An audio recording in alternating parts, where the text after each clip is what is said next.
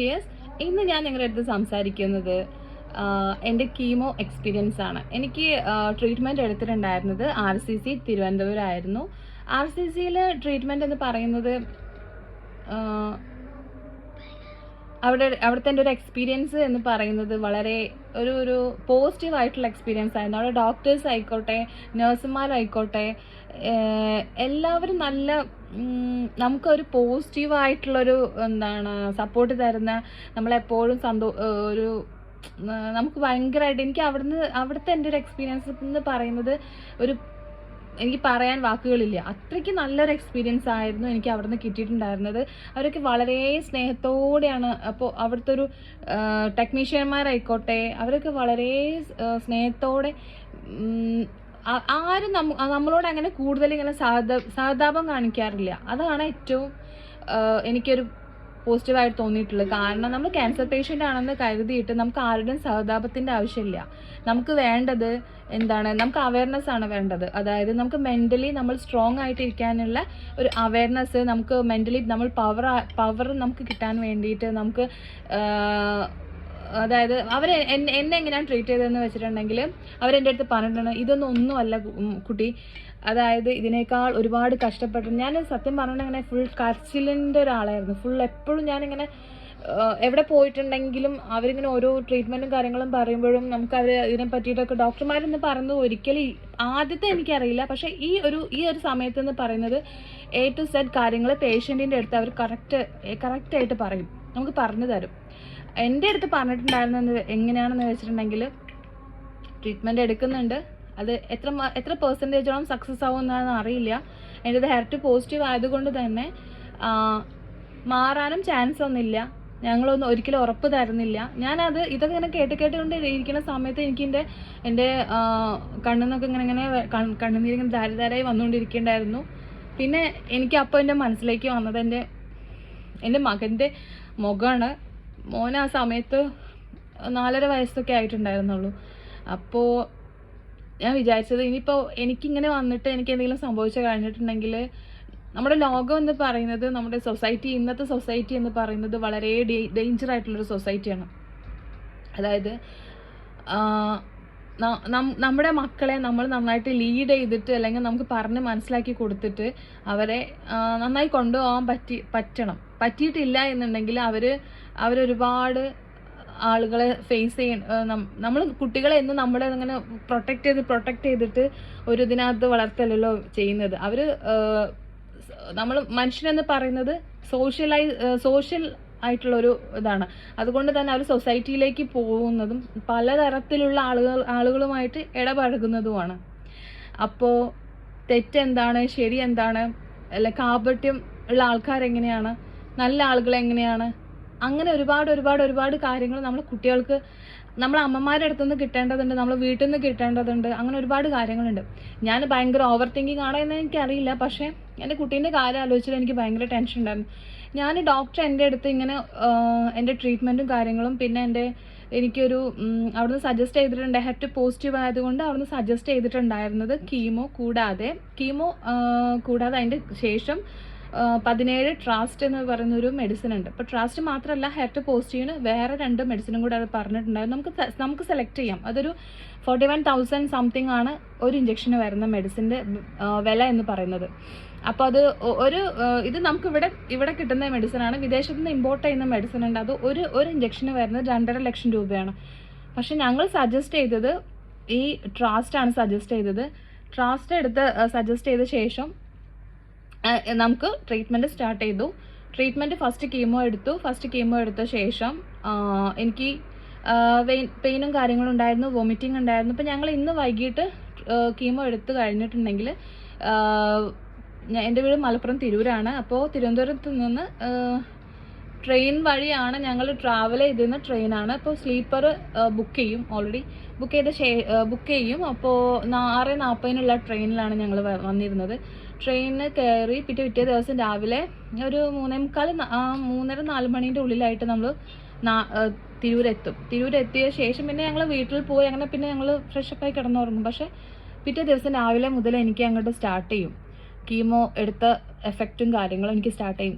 കീമോൻ്റെ after effect എന്ന് പറയുന്നത് suddenly ഉള്ള എഫക്റ്റ് എന്ന് പറയുന്നത് വേദനകളുണ്ട്, വോമിറ്റിങ് വരും, ഒരു വോമിറ്റിംഗ് ടെൻഡൻസി ഉണ്ടാവും, സ്മെല്ല് നമുക്ക് ഒന്നിനെ സ്മെല്ലുകളൊന്നും പറ്റില്ല.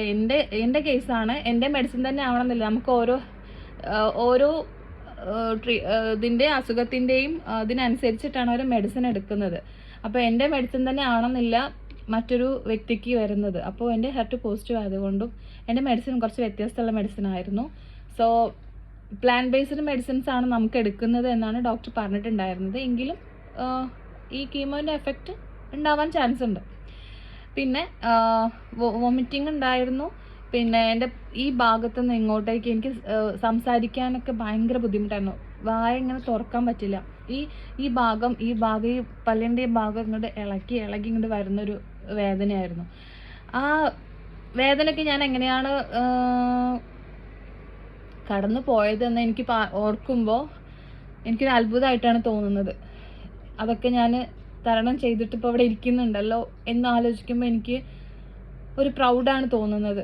നമ്മൾ ഒരിക്കലും തളർന്ന് കഴിഞ്ഞിട്ടുണ്ടെങ്കിൽ നമുക്ക് തളർന്നിട്ട് നമ്മൾ അവിടെ കിടക്കുകയുള്ളൂ.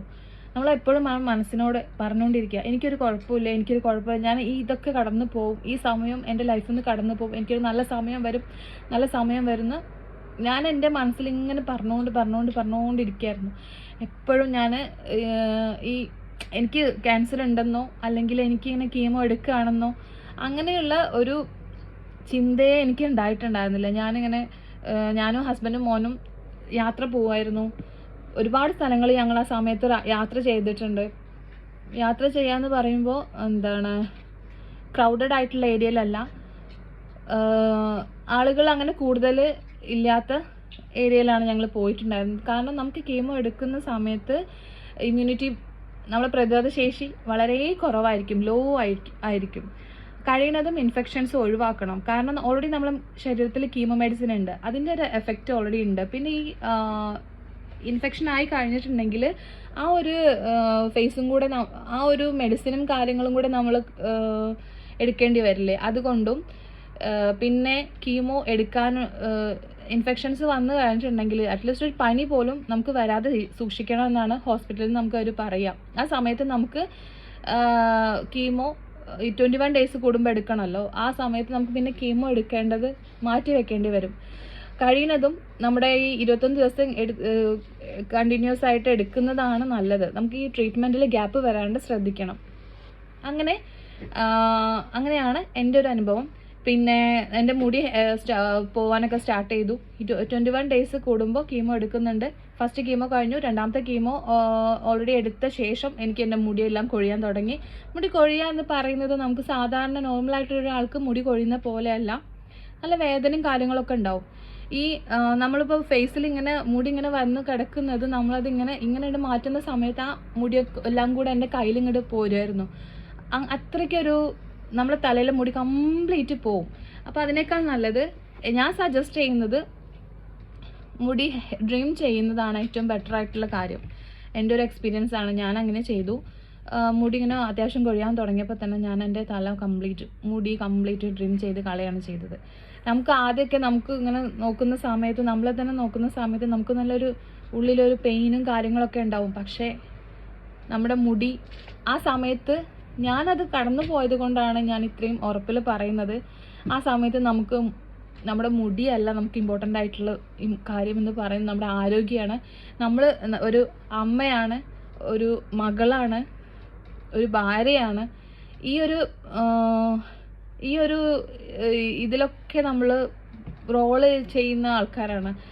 അപ്പോൾ നമുക്കറിയാം നമ്മൾ എത്രത്തോളം ഇമ്പോർട്ടൻ്റ് ആയിട്ടുള്ള വ്യക്തിയാണെന്ന്. അപ്പോൾ നമ്മുടെ ലൈഫിന്, നമ്മുടെ ആരോഗ്യത്തിന് നമ്മുടെ ജീവനാണ് ഇമ്പോർട്ടൻസ് കൊടുക്കേണ്ടത്. ഒരുപാട് ആൾക്കാരെ ഞാൻ അവിടെ ഹോസ്പിറ്റലിൽ ഞാൻ കണ്ടിട്ടുണ്ട്. അതായത് നമ്മുടെ ബ്രസ്റ്റിനകത്ത് ഒരു ബ്രസ്റ്റിൽ ലംബ് കണ്ടിട്ട്, മുഴ കണ്ടിട്ട് അത് മൈൻഡ് ചെയ്യാതെ സീരിയസ് ആയിട്ടുള്ളൊരു അവസ്ഥയിലേക്ക് പോയിട്ട്, അതായത് നമുക്ക് ഈ ഒരു അസുഖത്തിൻ്റെ പ്രത്യേകത എന്ന് പറഞ്ഞിട്ടുണ്ട് എങ്കിൽ അതായത് ഫസ്റ്റ് സ്റ്റേജിൽ തന്നെ അല്ലെങ്കിൽ സെക്കൻഡ് സ്റ്റേജിലൊക്കെ നമുക്ക് കണ്ടുപിടിച്ച് കഴിഞ്ഞിട്ടുണ്ട്. എല്ലാം ബ്രസ്റ്റ് ക്യാൻസറും HER2 പോസിറ്റീവോ HER2 നെഗറ്റീവോ ആവണമെന്നില്ല. നല്ല സ്വഭാവമുള്ള ക്യാൻസറും ഉണ്ട്. അതായത് ട്രീറ്റ്മെൻറ്റ് എടുത്ത് കഴിഞ്ഞിട്ടുണ്ടെങ്കിൽ മെഡിസിനൊക്കെ നന്നായി റിയാക്ട് ചെയ്യുന്ന, കംപ്ലീറ്റ് മാറിപ്പോകുന്ന, പിന്നീട് ഒരിക്കലും വരാൻ ചാൻസ് ഇല്ലാത്ത ബ്രസ്റ്റ് ക്യാൻസറും ഉണ്ട്. അപ്പോൾ അതൊക്കെ എന്ന് പറഞ്ഞിട്ടുണ്ടെങ്കിൽ നമുക്ക് ഫസ്റ്റ് തന്നെ അറിഞ്ഞു കഴിഞ്ഞിട്ടുണ്ടെങ്കിൽ ട്രീറ്റ്മെൻ്റ് ഒക്കെ എടുത്തു കഴിഞ്ഞാൽ കംപ്ലീറ്റ് മാറിപ്പോകുന്നത്. പക്ഷേ ഇവിടെ സംഭവിച്ചത് എന്താണെന്ന് വെച്ചിട്ടുണ്ടെങ്കിൽ, ഞാൻ ഒരുപാട് അവിടെ ഹോസ്പിറ്റലിൽ പോയ സമയത്ത് ഒരുപാട് ആൾക്കാരുടെ അടുത്ത് സംസാരിച്ചിട്ടുണ്ട്. അപ്പോൾ അവരുടെയൊക്കെ ഒരു അനുഭവം ചില ആൾക്കാരൊക്കെ എൻ്റെ അടുത്ത് ഷെയർ ചെയ്തിട്ടുള്ളത്, ചെറുതായിട്ട് ഇങ്ങനെ കണ്ടിട്ടുണ്ടായിരുന്നു, പക്ഷെ ഒരു മൈൻഡ് ചെയ്തില്ല. പിന്നെ ഗർഭപാത്രത്തിലേക്ക്, ശരീരത്തിൻ്റെ മറ്റുള്ള ഭാഗങ്ങളിലേക്കൊക്കെ അത് ബാധിച്ചിട്ട് അങ്ങനെയാണ് അവർ കുറേ നല്ല വേഴ്സ്റ്റ് ആയിട്ടുള്ളൊരു കണ്ടീഷനിൽ അവിടെ എത്തിയിട്ട് സർജറിയൊക്കെ ചെയ്തിട്ട് ഒരുപാട് വേദന അനുഭവിച്ചിട്ട് ഒക്കെ ഞാൻ കണ്ടിട്ടുണ്ട്. അവരുടെയൊക്കെ അവസ്ഥ ഞാൻ കണ്ടിട്ടും കേട്ടിട്ടുമുണ്ട്.